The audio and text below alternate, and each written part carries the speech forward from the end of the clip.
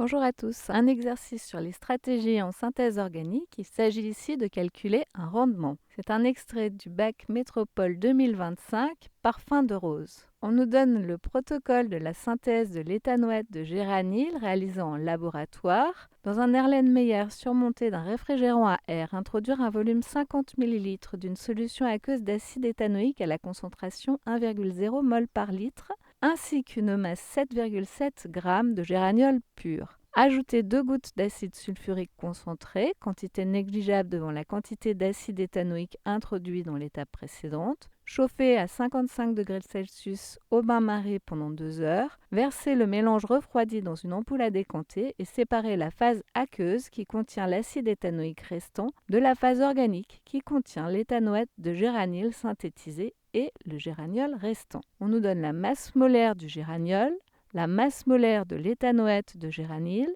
et l'équation de la réaction de synthèse, géraniol plus acide éthanoïque donne, avec une double flèche, c'est un équilibre, éthanoate de géranyle plus eau. Vérifiez par un calcul que l'acide éthanoïque et le géraniol sont introduits dans les proportions stoichiométriques. L'acide éthanoïque restant dans la phase aqueuse est dosé par titrage pH métrique. On trouve la quantité d'acide éthanoïque restante est de 3,3 mol. Déterminez le rendement nu de la réaction. Pour vérifier que les réactifs sont introduits dans les proportions stoichiométriques, on se réfère à l'équation de la réaction. On a ici les proportions 1, 1, 1 mol, 1 mol. Donc s'ils sont réellement dans les proportions stoichiométriques, on aura la même quantité de géraniol initialement introduit que d'acide éthanoïque initialement introduit. Pour avoir la quantité de géraniol, on regarde les données qu'on a. On a une masse et on a sa masse molaire. On fera donc la masse en grammes divisée par la masse molaire en grammes par mol. On trouve 5,010-2 mol. Pour avoir la quantité d'acide éthanoïque, on a un volume et une concentration.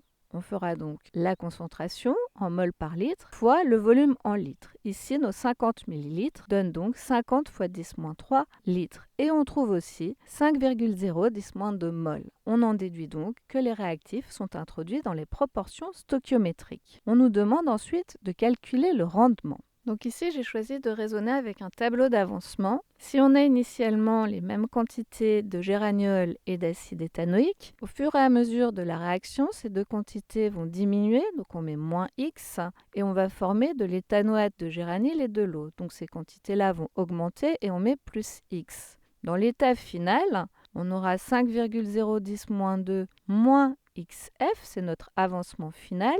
Et ici, on nous donne la quantité finale d'acide éthanoïque, la quantité restante, 3,310-2. Donc c'est égal à 5,010-2 moins XF, ou la quantité initiale d'acide éthanoïque moins la quantité qu'on a formée d'éthanoate de géranyle ou d'eau est égal à 3,310-2 mol. Et on aura donc formé XF d'éthanoate de géranyle et XF d'eau. Dans l'état maximal, qui est un état hypothétique que l'on n'atteint pas ici, mais dont on a besoin pour déterminer le rendement de la réaction. On aurait consommé entièrement le géraniol, entièrement l'acide éthanoïque, et on aurait formé 5,10-2 mol d'éthanoate de géranyle et 5,10-2 mol d'eau. Donc notre Xmax, notre avancement maximal ici, est égal à 5,10-2 mol.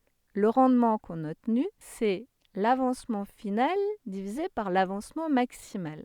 XF, on peut le déterminer ici, c'est la quantité initiale d'acide éthanoïque moins la quantité finale d'acide éthanoïque. Donc on trouve que XF c'est 1,7-2 mol et Xmax, on le connaissait, c'est 5-2 mol. On fait le rapport et on trouve 0,34. On a donc un rendement de 34%. Merci.